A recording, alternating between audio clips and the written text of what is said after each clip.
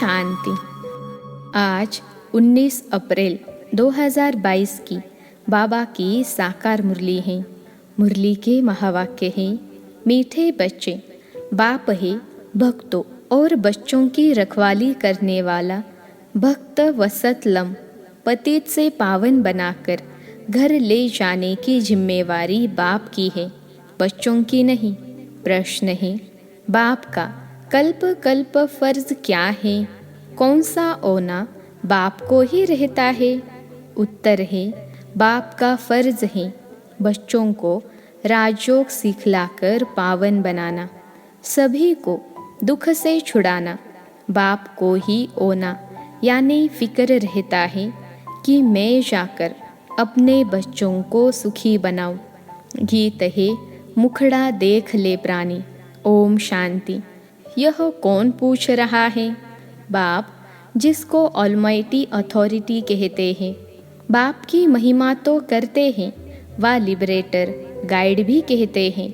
वह है सबकी सद्गति करने वाला, वह सर्व का दुख हरता सुख करता है। समझते हैं कि वह है परमधाम का रहने वाला, परंतु अज्ञान के वश कह दिया है सर्वव्यापी है, सब भगत है बच्चे और भगवान है बाप।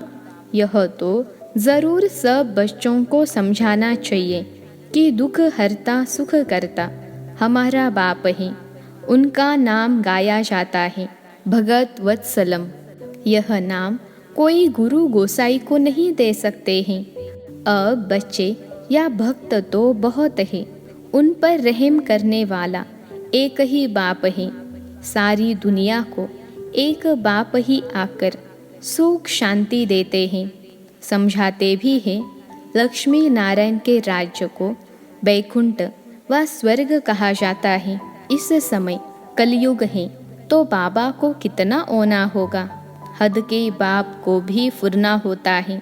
यह है बेहद का बाप। मालूम होना चाहिए कि सभी भक्तों का कल्याणकारी एक बाप ही है।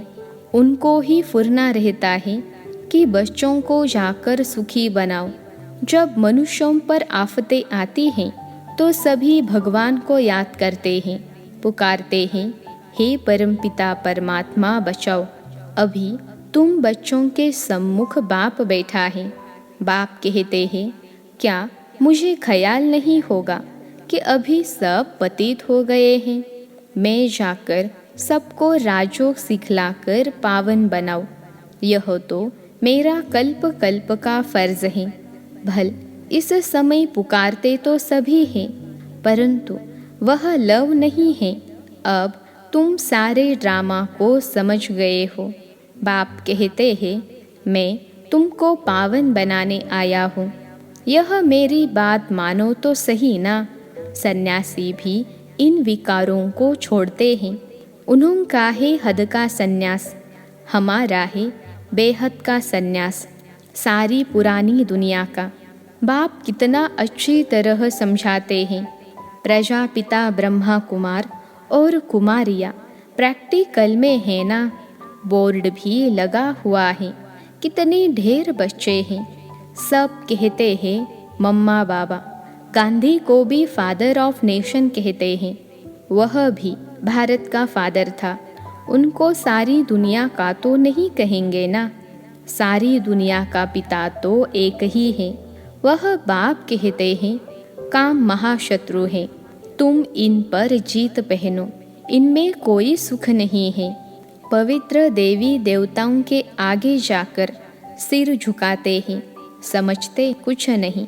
बाप सिर्फ कहते हैं, बच्चे यह अंतिम जन्म पवित्र बनो तो 21 जन्मों के लिए तुम्हारी काया कल्प तरु कर दूंगा। बहुत सहज है, परंतु माया ऐसी है जो हरा देती है। भल 4-6 मास पवित्र रहते हैं, फिर भी कमर टूट पड़ती है। तुम जानते हो, बाबा कल्प पूर्व के समान समझा रहे हैं। कौरव पांडव भाई भाई दिखाते हैं। दूसरे गांव व देश के नहीं हैं। पतित पावन बाप अविनाशी खंड भारत में ही आते हैं। यह बर्थ प्लेस है। शिव जयंती भी मनाते हैं। निराकार शिव परमात्मा जन्म लेते, नाम शिव है, शरीर तो नहीं है। और सबके ब्रह्मा विष्णु शंकर के भी चित्र हैं। ऊंचे ते ऊंचा एक भगवान है, वह इनमें प्रवेश करते हैं। परंतु आया कैसे, कब आया, किसको भी यह मालूम नहीं है। भारत में ही शिव जयंती मनाते हैं। मंदिर भी सबसे बड़ा यहाँ ही है, इसमें भी लिंग रख दिया है। समझाना चाहिए, शिव ज़रूर आते हैं। शरीर बिगड़ तो कुछ होना ही नहीं है। सुख दुख आत्मा शरीर के साथ ही भोगती है। आत्मा अलग हो जाती है तो कुछ भी कर नहीं सकती।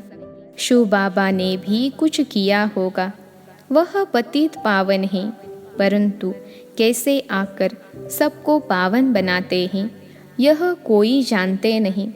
अब बाबा साधारण तन में प्रवेश कर पार्ट बजाते हैं, गाते भी हैं, ब्रह्मा द्वारा स्थापना। तो पति दुनिया में ब्रह्मा कहाँ से आया? परमात्मा स्वयं कहते हैं, मेरा शरीर तो है नहीं, मैंने इनमें प्रवेश किया है। मेरा नाम शिव है, तुम आकर मेरे बने हो, तभी तुम्हारा भी नाम बदलता है। सन्यासियों के पास जाकर सन्यास करते हैं तो उन्होंने भी नाम बदली होते हैं। अब बाप सम्मुख आया है, ईश्वर जिसको आधा कल्प तुमने याद किया, फिर चलते चलते तुम उनको भी भूल जाते हो। सन्यासी तो सुख को मानते नहीं, वह सुख को काग विष्टा के समान समझते हैं। स्वर्ग का नाम तो बाला है, कोई मरता है तो भी कहते हैं स्वर्ग गया। नई दुनिया को सुख धाम, पुरानी दुनिया को दुख धाम कहा जाता है। बाप इतना समझाते हैं तो क्यों नहीं उनकी मत पर पूर्ण रूप से चलना चाहिए। बाबा आया है सबको मुक्ति जीवन मुक्ति देने। बाबा का पार्ट है बच्चों को वर्षा देना। निराकार रचयिता बाप से वर्षा कैसे मिलता है यह भी तुम जानते हो। मेरा परिचय तुमको कहाँ से मिला? भगवानुवाच, क्या मैं कृष्ण हूँ, मैं ब्रह्मा हूँ? नहीं, मैं तो सभी आत्माओं का निराकार बाप हूँ, और कोई नहीं कह सकता। भल अपने को शिवोहम कहते हैं, परंतु यह नहीं कह सकते कि मैं सभी आत्माओं का बाप हूँ। वह अपने को गुरु कहलाते हैं। वहाँ बाप तो मिला नहीं, टीचर मिला नहीं, फट से गुरु मिल गया। यहाँ कायदे का ज्ञान है। यहाँ तुम्हारा बाप, टीचर, गुरु मैं एक ही हूँ।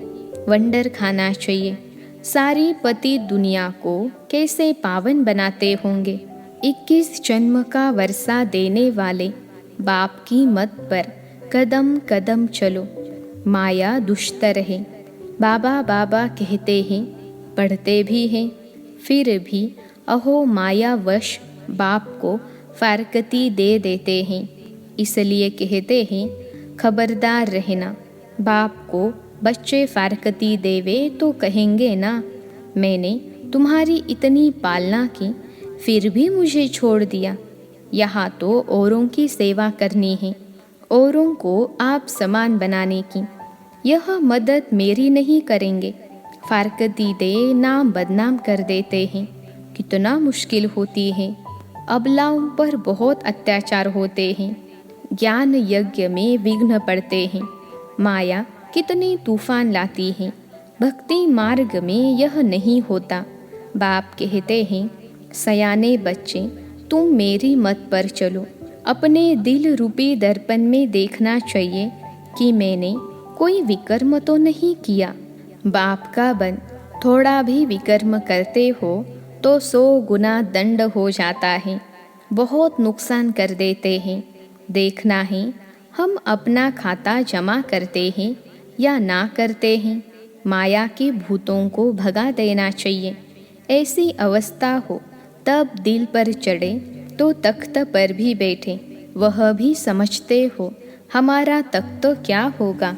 शिव बाबा का मंदिर बनाते हो तो तुम्हारा महल कितना सुंदर और ऊंच होगा।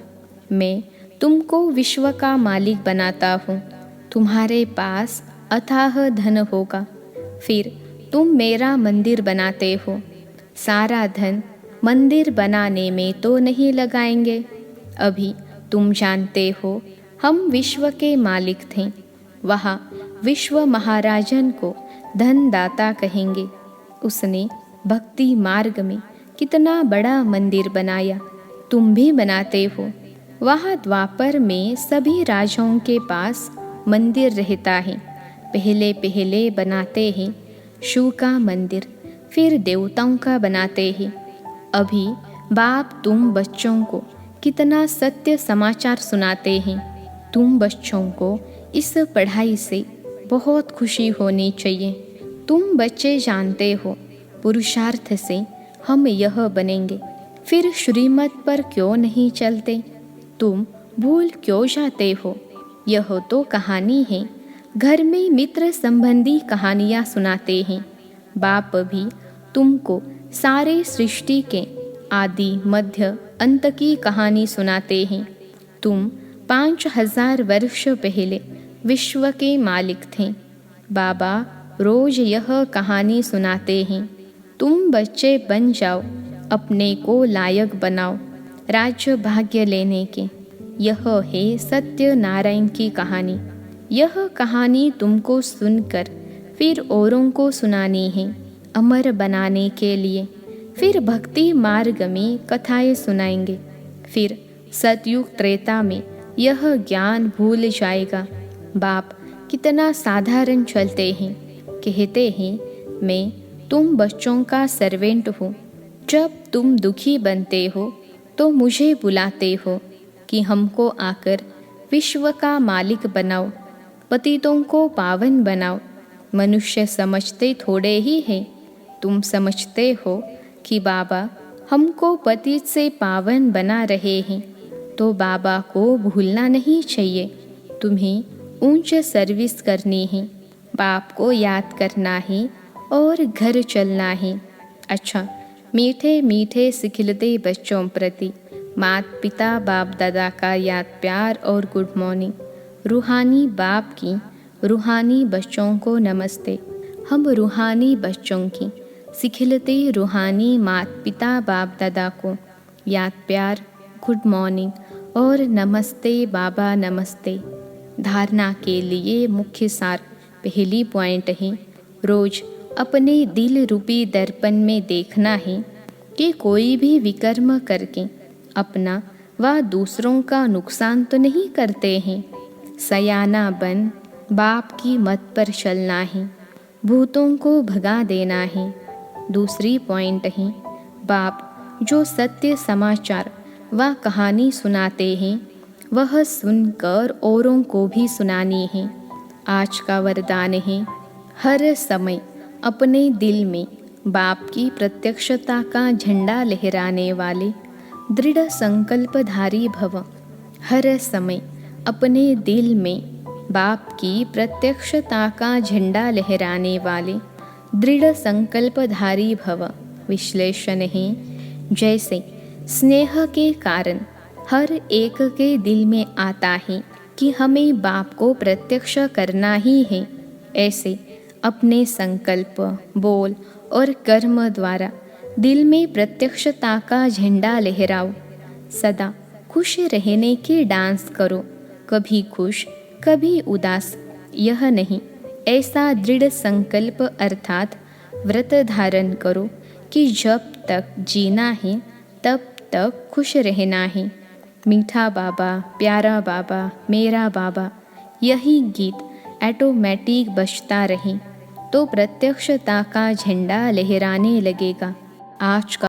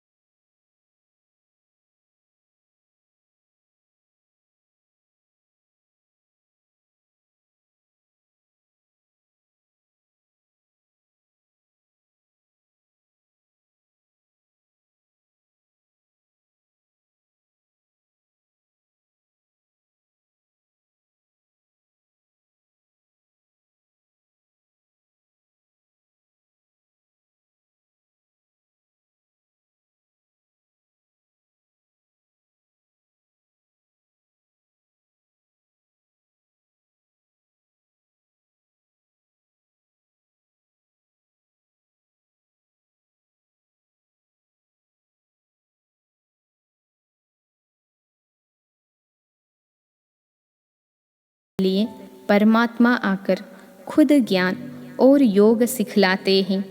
अब यह कायदा है, जो जो माया का साथ छोड़ परमात्मा का साथ लेता है तो माया फिर उनका पीछा नहीं छोड़ती है, बहुत विघ्न डालती है। अब परमात्मा के सदके जो भी कुछ सहन करते हैं वो भोगना मीठी लगती है। वो हमें माइट और लाइट दे देते हैं। अब परमात्मा कहते हैं, बच्चे बिगड़ी हुई तकदीर मैं बनाता हूँ, तो मैं तकदीर को बनाने वाला हूँ। बाकी जो मनुष्य अपने आप विस्मृत करते हैं वो अपनी तकदीर आपे ही बिगाड़ते हैं। परंतु जो मनुष्य मेरे मिलने अर्थ भोगना भोगते हैं उनके लिए जवाबदार मैं हूँ। अब वो भी तब होगा जब ऐसे कहेंगे कि परमात्मा तेरी मेरी एक मर्जी हो। भले लाखों दुनिया वाले कुछ भी कहें, परंतु उन्होंने पूर्ण निश्चय है कि हमको पढ़ाने वाला स्वयं परमात्मा है। मैंने उससे सौदा किया है, अब मैं किसकी परवाह रखूं? तभी तो कहते हैं, परवाह रही पार ब्रह्म की, वह मिल गया।